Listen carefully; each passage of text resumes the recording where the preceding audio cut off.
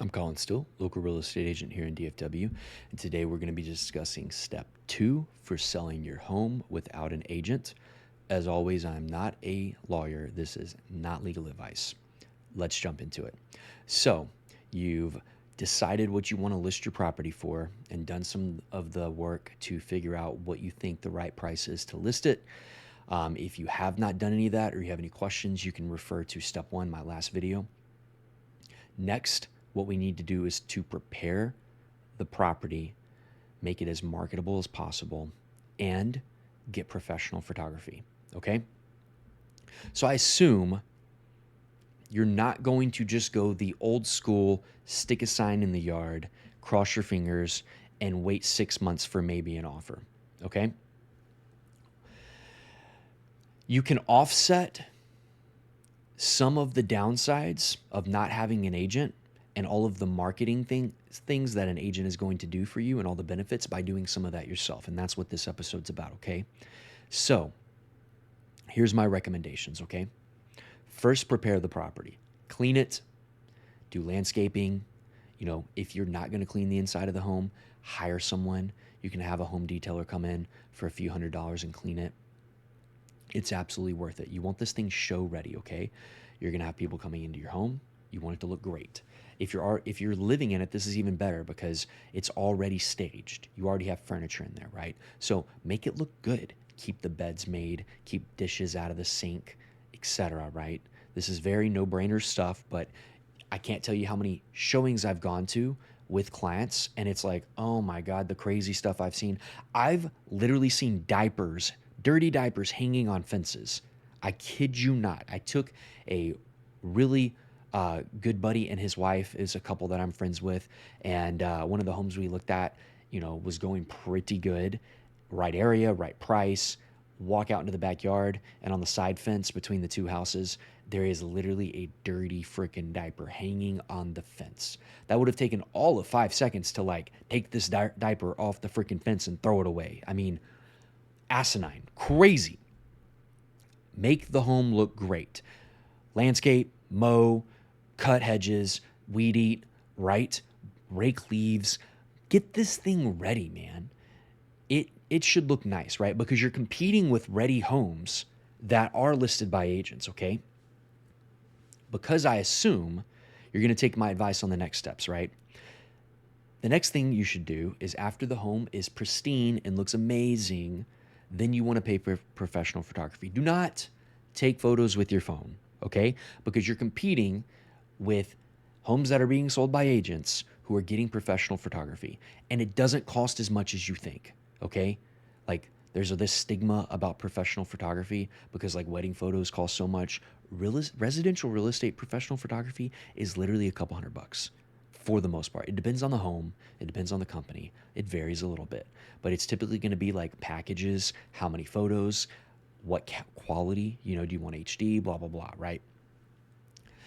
I typically pay around $200. Sure, sometimes I'll pay $300, $400, $500 if it's a super, super nice home, just huge home, and I need more photos. Maybe it's on a large lot of land, has a really nice, acreage or backyard or subdivision with a community pool or, a community park or something, and I want to do drone shots, so I'll pay for drone shots of those zoomed out, photos or to get better ideas of what the lot looks like, stuff like that.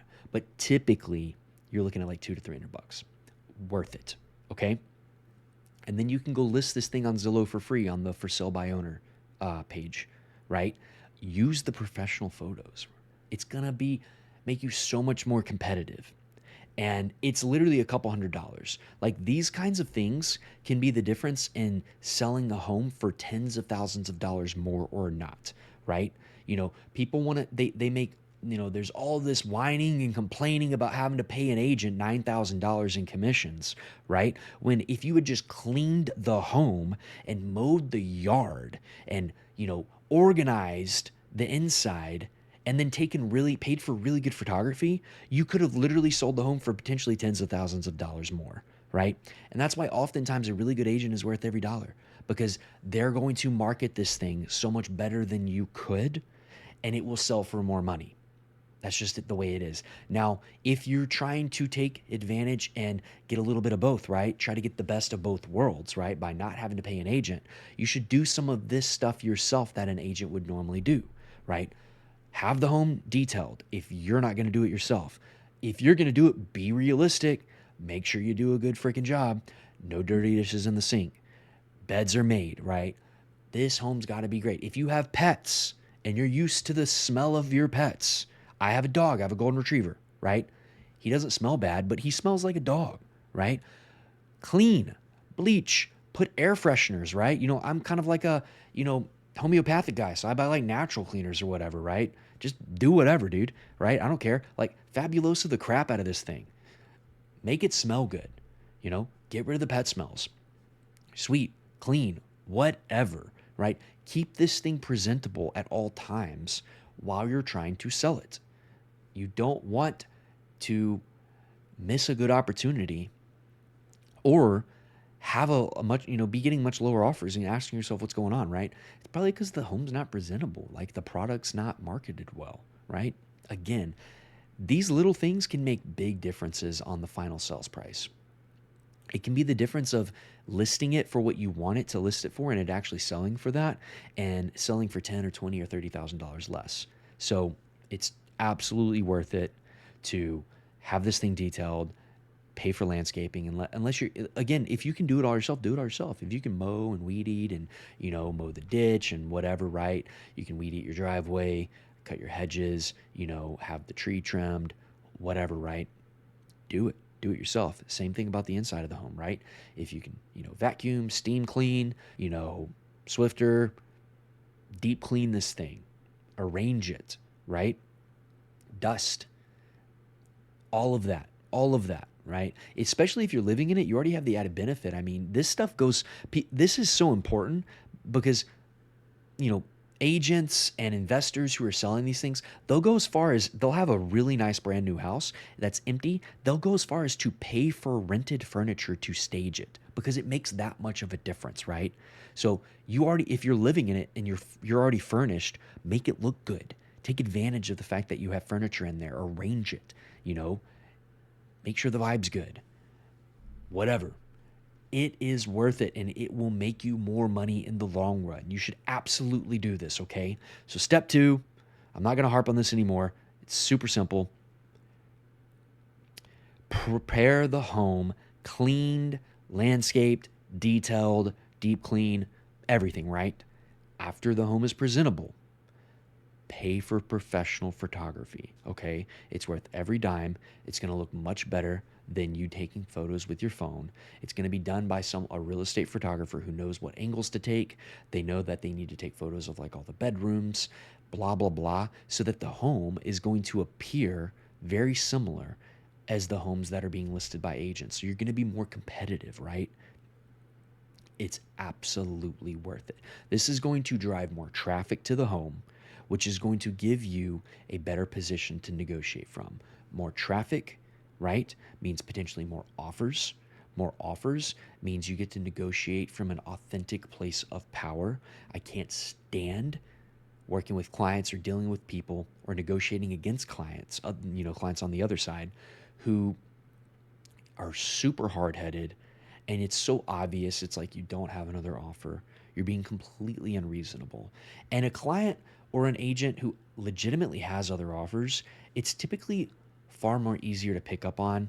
There is not this urgency. There's not this this power move type of demeanor, this tough guy type of attitude, right? When you actually have multiple offers because you're getting lots of foot traffic, when an offer comes in and it's not where you want it to be, you don't have to, try to strong arm them. You can literally just go, hey, listen, guys, I really appreciate the offer.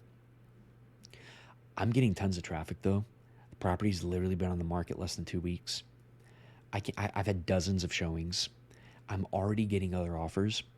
I'll be honest, they're not exactly where I want it to be, but it's so obvious that this thing is going to sell, and it's going to sell fast, and it's just a matter of time. So your offer isn't where I need it to be. If you're willing to get closer to where I need you to be, I'd love to sell my home to you. You seem like great people. If you can't get closer to where I need you to be, that's totally fine because I'm getting all these other offers and all this traffic. This thing is clearly a great product, it's a great deal, and it's gonna go quick. So, totally up to you. There's no pressure on my end. Let me know what you think and if you have any feedback. And most of the time, this is a way better way of negotiating, and it feels more authentic, more genuine, and you don't come across as an asshole, you know? So, again, if you position yourself correctly, you get to negotiate from a secure, authentic place of power rather than an insecure, inauthentic place of power. Where again, it's like this like little man syndrome, strong guy, tough guy attitude that so many people can have because deep down, it's an insecurity thing. They're not getting any offers, right? They're lying. I don't want to have to lie. Don't lie. Don't have to lie, right? You know, if you do it this way, you won't have to lie because you're going to position yourself to be in a place of getting real offers. That way you can just be honest and authentic and go like, dude, I'm getting lots of traffic, man. This is just a matter of time. That's not a good enough offer. If you'd like to make a better offer, come back with a counter offer that's stronger. Maybe we can talk. But you know, who knows? Maybe you're getting like tons of full price offers. Then you get to let them negotiate themselves up, which is a great place to be too. So seriously, don't just throw a sign in the yard and cut yourself short because all of the work you're doing to not work with an agent to try to save some money, you're potentially going to lose on the sales price of the property anyway, and you can make yourself even more money, not just saving money by not working with an agent, but doing some of the things an agent would have done anyway to make the property more marketable. And this is how you can do it. Okay. So there you go. That's step 2 for selling your home without an agent. If you found this valuable, please like and subscribe. It will help me to grow this channel so I can reach more people just like you to try to help them with not working with an agent when it comes to selling and buying real estate. So thanks so much for tuning in. I really appreciate you, and I hope to catch you on the next one. Peace.